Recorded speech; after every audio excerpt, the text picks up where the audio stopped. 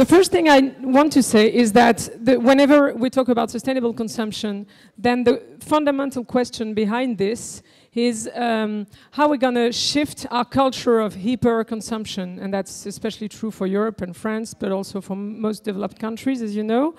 And just to give you a few ideas of practical ideas of why, according to me, marketing and communication have to be harnessed to foster sustainable consumption. The first thing is that there was a study done in the UK a few years ago showing that the most heavily advertised products and sectors are also some of the most resource-intensive ones, and especially food and personal transportation. Second point is that 40% of consumers in developed countries, that's true in France and Europe, in many countries, say they already prefer green products whenever they have a chance to find one.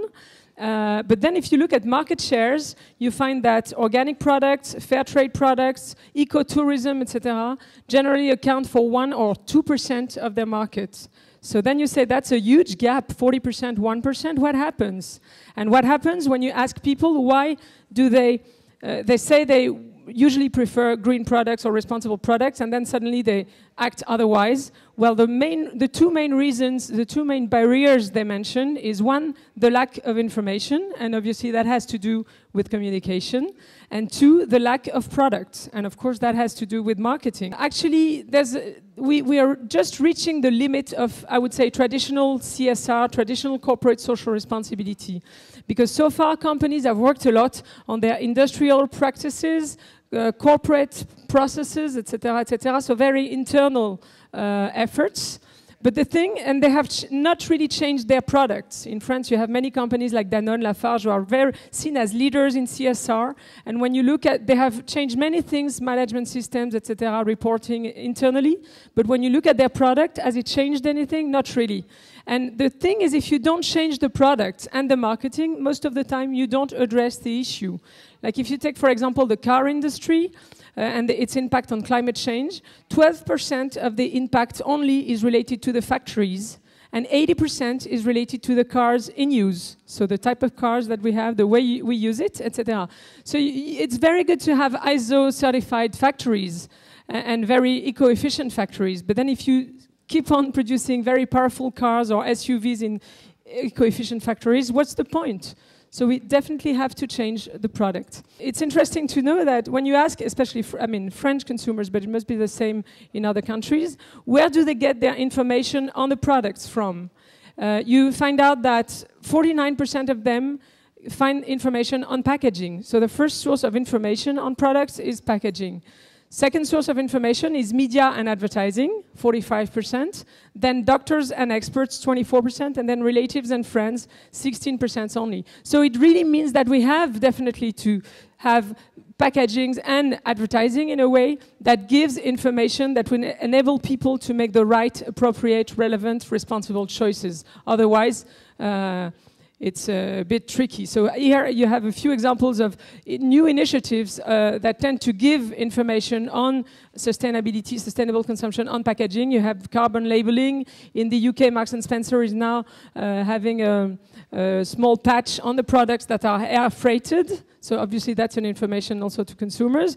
On the bottom right, you have a brand of organic products in the Netherlands that shows the producer on the packaging, and then with an interview of the producer explaining how he or she produces, giving all the details about his or her practices of responsible production. The first point I wanted to make is that communication alone is not going to be enough. So we cannot foster communication, as I said, only with sustainable consumption, only with communication. As I said, there are two barriers, lack of information, but also lack of products. So first, we need to have the products, the offers, the innovation.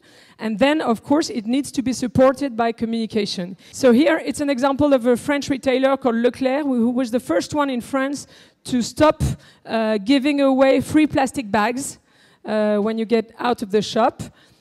So they started with this campaign saying, as you see, Leclerc doesn't want to be seen everywhere with a plastic bag on a beach, almost, in Brittany, where Leclerc was created. And of course, they were saving money on plastic, and all that money saved was invested in brochures and educational campaigns to help consumers understand why free plastic bags were an issue. And so that started in 2000, and after a few years, they ended up having communication that was not so much targeted at the general public and consumers, but that was very much targeted at politicians and the government to say, okay, this is, you see, free plastic bags have a price, and the tagline says the plastic bag, reusable plastic bags by Leclerc are an exception that should be the rule. In a sense, it said, we have proved that it works, so why not make it a law? And we ended up by having a law passed in 2005 that forbids now free plastic bags in supermarkets.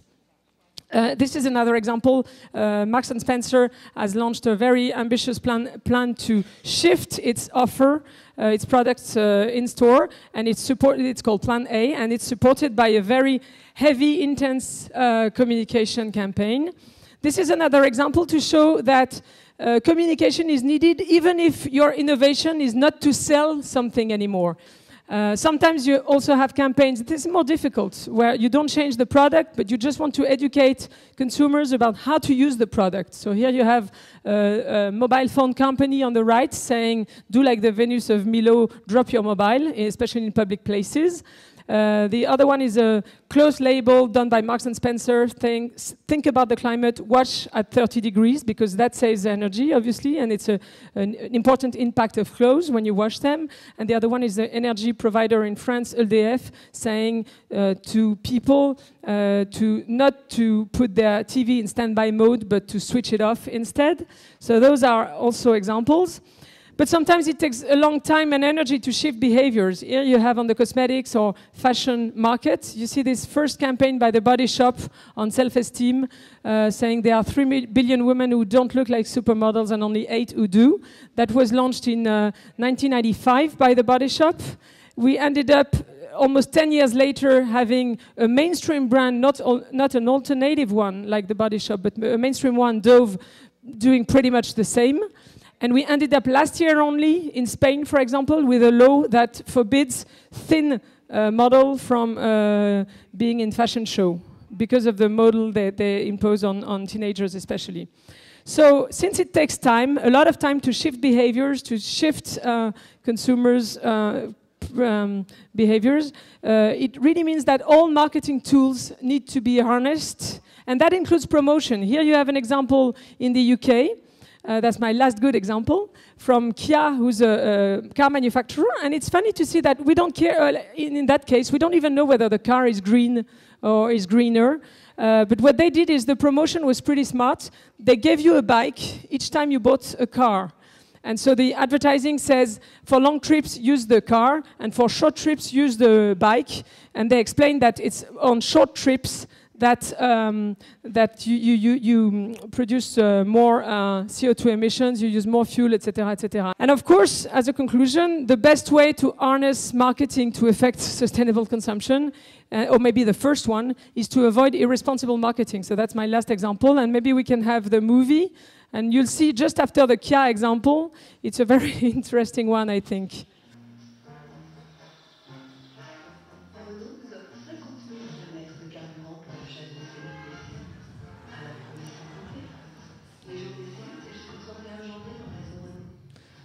Okay, so I'm proud to say it's a French example, the bad one. So you got it. Like where Kia was offering the bike, Renault offers 50,000 kilometers of free fuel with the car. And the advertising, there were 3 spots saying, therefore you can use your car for very stupid things, like taking the bin outside, walking the dog, or driving the dog, so to speak. And the other one, the guy was going to see his neighbor to borrow some milk. And of course, the campaign was stopped after 3 days, and they had to stop the promotion, the campaign. And so it's interesting to see the Kia example in this one, to see that even if you don't have the green product, the way you think about marketing, promotion, etc., you can or not integrate the principles of sustainable development. Thank you very much.